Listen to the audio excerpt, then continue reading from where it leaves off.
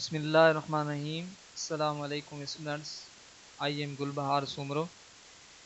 جیسا کہ آپ نے سورۃ الممتنہ کی آیت نمبر 1 سے 6 تک کا لیکچر سنا اور اس کی مشق یقیناً آپ نے اپنی فیئر کاپی پہ اس کو نوٹ کیا ہوگا۔ آج ہم سورۃ الممتنہ کی آیت نمبر 7 سے لے کر 13 تک کی وضاحت سنیں گے۔ آئیے وضاحت سن رہے ہیں۔ سب سے پہلی آیت کریمہ اس سبق میں جو ہے وہ آیت نمبر 7 ہے۔ آیت نمبر 7 میں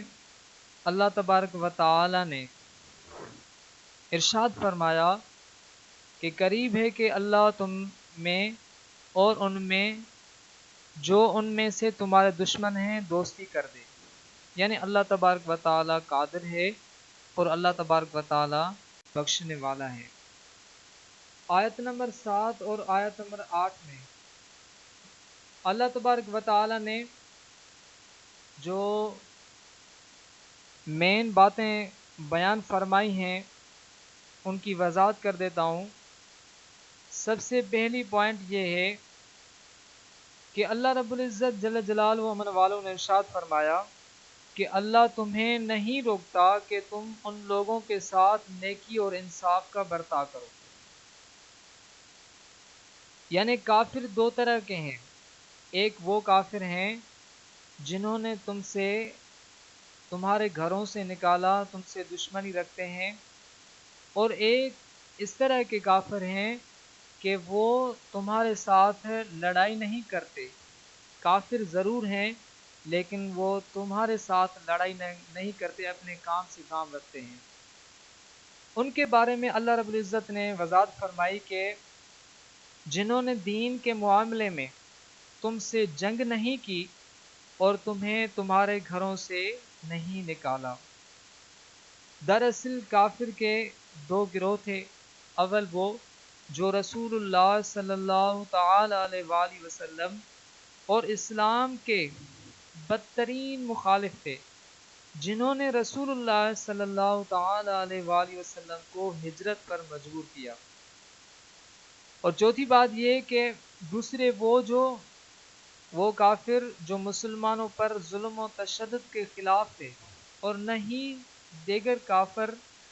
یعنی کفار کی اول قسم کی مدد کرتے تھے، یعنی مسلمانوں کے ساتھ ظلم بھی نہیں کرتے تھے اور اپنے کفار کے ساتھ شامل بھی نہیں ہوتے تھے جب وہ مسلمانوں کے ساتھ لڑتے تھے۔ ان کی طرف سے اہل ایمان کو کوئی تکلیف یا دکھ نہیں پہنچا۔ یہ انصاف خداوندی ہے کہ خداوندی کے خلاف تھا کہ دونوں گروہوں کے ساتھ یکساں سلوک کیا جائے، یعنی وہ کافر جو مسلمانوں کے ساتھ لڑتے تھے، اللہ رب العزت کو گالیاں دیتے تھے، اللہ کے رسول کو تکلیف پہنچاتے تھے، ان کے ساتھ تو بائیکاٹ کرنے کا حکم دیا گیا، ان کے ساتھ قطع تعلقی کرنے کا حکم دیا گیا۔ یعنی وہ کافر جو مسلمانوں کے ساتھ لڑتے بھی نہیں تھے اور اپنے کفار کے ساتھ مل کر بھی مسلمانوں کے ساتھ نہیں لڑتے تھے، وہ کسی بھی طرح مسلمان کو تکلیف نہیں پہنچاتے تھے، یعنی جو دوسرے گروہ کے ساتھ عدل و احسان کی اجازت دی۔ اللہ رب العزت جل جلالہ والوں نے اس کی وضاحت فرمائی۔ آپ اسکرین پر آیت نمبر 9 دیکھ سکتے ہیں۔ اس میں اللہ رب العزت نے فرمایا کہ اللہ تمہیں انہیں سے منع کرتا ہے جو تم سے دین میں لڑے یا تمہیں تمہارے گھروں سے نکالا یا تمہارے نکالنے پر مدد کی کہ ان سے دوستی کرو۔ یعنی اس آیت کریمہ میں اللہ رب العزت نے وہ کافر جو سرکش ہیں اور وہ کافر جو تم سے لڑتے ہیں، آپ ان سے قطع تعلقی کا اظہار کریں، اور وہ کافر جو تم سے لڑتے نہیں ہیں اور تمہارے سے جب دوسرے کافر لڑتے ہیں تو ان کے ساتھ بھی نہیں ملتے، تو آپ ان سے اچھی طرح پیش آئیں، پہلے والے کافروں کی طرح نہیں۔ اور آیت نمبر 10 میں اللہ رب العزت جل جلالہ امن والوں نے ایمان والوں سے مخاطب ہو کر ارشاد فرمایا۔ پہلی بات یہ ہے کہ یہ صلح حدیبیہ کی تعبیر و تشریح یعنی انٹرپریٹیشن کا مسئلہ تھا کہ مکہ سے ہجرت کر کے مدینہ آنے والی عورتوں پر صلح حدیبیہ کی شرائط لاگو ہوتی ہے کہ نہیں، اور لہٰذا وضاحتاً ارشاد باری تعالیٰ ہوا کہ اے ایمان والو، جب آ جائیں تمہارے پاس مومن عورتیں ہجرت کر کے تو ان کی جانچ پڑتال کر لو۔ اللہ تبارک و تعالیٰ خوب جانتا ہے کہ ان کے ایمان کو، پس اگر تمہیں معلوم ہو جائے کہ وہ مومن ہیں تو انہیں کفار کی طرف واپس مت کرو۔ معاہدہ صلح حدیبیہ میں بھی حکمت باری تعالیٰ سے لفظ رجل لکھا ہوا تھا، یعنی معاہدے میں یہ طے ہوا تھا کہ ہماری طرف سے کوئی مرد آئے گا تو آپ اس کو ہماری طرف واپس کر دیں گے، اور تمہارا کوئی مرد ہماری طرف آئے گا تو ہم اس کو واپس نہیں کریں گے۔ لیکن وہاں پہ لفظ رجل لکھا ہوا تھا، یعنی رجل کی معنی ہے مرد، عورتوں کا کہیں ذکر نہیں تھا۔ اس سورہ مبارکہ کے نازل ہونے کے بعد مومن عورتیں کافروں کے نکاح میں نہیں رہ سکتی، اور نہ کافروں کا مومن عورتوں سے نکاح قابل برداشت ہے۔ یہ بات اللہ رب العزت نے فرمائی۔ اور چوتھی بات یہ ہے کہ ہجرت کر کے آنے والی مسلمان عورتوں کے حکم اور ان کے سابقہ کافر شوہروں کو واپس نہ کرنے کی ہدایت دی گئی ہے۔ اور پانچویں بات یہ ہے کہ مسلمانوں کو اجازت دی گئی کہ اگر وہ ہجرت کر کے آنے والی مسلمان عورتوں سے نکاح کرنا چاہیں تو وہ اسلامی طریقے سے ان کا حق مہر ادا کر کے ان سے نکاح کر سکتے ہیں۔ تو اس بات کی اللہ رب العزت نے وضاحت فرمائی۔ اور آیت نمبر 11 میں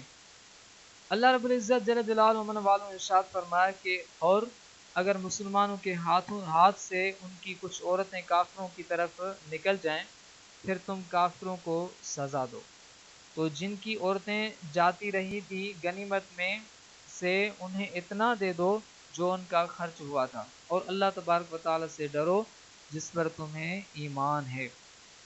اس میں اللہ رب العزت نے وضاحت فرمائی کہ جو مسلمانوں کی عورتیں کافروں کی طرف نکل جاتی ہیں، حالانکہ وہ مسلمان ہیں، کافروں کی طرف چلی گئی ہیں، کافروں نے ان کے اوپر قبضہ کر رکھا ہے، تو ان کے ساتھ حکم دیا گیا کہ ان کے ساتھ لڑائی کرو، جنگ کرو، تاکہ وہ مسلمان عورتیں کافروں کے ہاتھوں سے نکل آئیں۔ اور آیت نمبر 12 میں اللہ رب العزت جل جلالہ امر والوں نے فرمایا کہ نبی کریم صلی اللہ علیہ وآلہ وسلم کو اللہ تبارک و تعالی نے جن باتوں پر مومن عورتوں سے بیعت لینے کا حکم دیا وہ کچھ باتیں اس طرح ہیں۔ پہلی بات یہ ہے کہ وہ اللہ تبارک و تعالی سے کسی قسم کا شرک نہیں کریں گی، یعنی وہ مومن عورتیں جب مسلمان ہونے کے لیے آئیں تو نبی کریم صلی اللہ علیہ وآلہ وسلم کو حکم دیا گیا کہ اس شرائط کی بنا پر ان سے بیعت کی جائے۔ اور دوسری بات یہ ہے کہ وہ چوری نہیں کریں گی، تیسری بات یہ ہے وہ بدکاری نہیں کریں گی، اور چوتھی بات یہ ہے کہ وہ اپنی اولاد کو قتل نہیں کریں گی، پانچویں بات یہ ہے کہ نیکی کے ہر کام میں نبی کریم صلی اللہ علیہ وآلہ وسلم کی نافرمانی نہیں کریں گی، ساتھ دیں گی یا اطاعت کریں گی،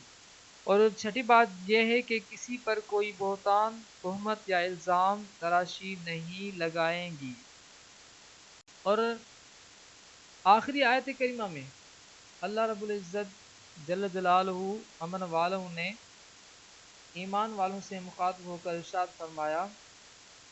اس میں پہلی بات یہ ہے کہ ان لوگوں سے اے ایمان والوں دوستی نہ کرو جن سے خدا ناراض یعنی غصے ہوا ہے، کیونکہ جس طرح کافروں کو اس بات کی امید نہیں کہ مرنے کے بعد پھر زندہ کیے جائیں گے، بالکل اسی طرح ان لوگوں کو اس بات کی امید یقین نہیں کہ قیامت یعنی آخرت بھی آئے گی اور ہر ایک کے اعمال کا حساب ہوگا۔ اور چوتھی بات یہ ہے کہ حقیقتاً وہ لوگ ہیں جو آخرت کی بھلائی اور اس کے ثواب سے اسی طرح مایوس ہیں جس طرح زندگی بعد موت سے انکار کرنے والے اس بات سے مایوس ہیں کہ ان کے جو عزیز و رشتہ دار قبروں میں جا چکے ہیں وہ کبھی پھر زندہ کر کے اٹھائے جائیں گے۔ تو ڈیئر لسنرس، آپ نے آج آیت نمبر 7 سے لے کر 13 تک کا مفہوم، اس کی وضاحت آپ نے سنی۔ انشاءاللہ نیکسٹ آنے والے لیکچر میں اس کی مشق میں آپ کو بتاؤں گا۔ اللہ تبارک و تعالی ہمیں اچھی طرح قرآن پاک پڑھنے کی توفیق عطا فرمائے، سوچ سمجھ کے پڑھنے کی توفیق عطا فرمائے۔ السلام علیکم ورحمۃ اللہ وبرکاتہ۔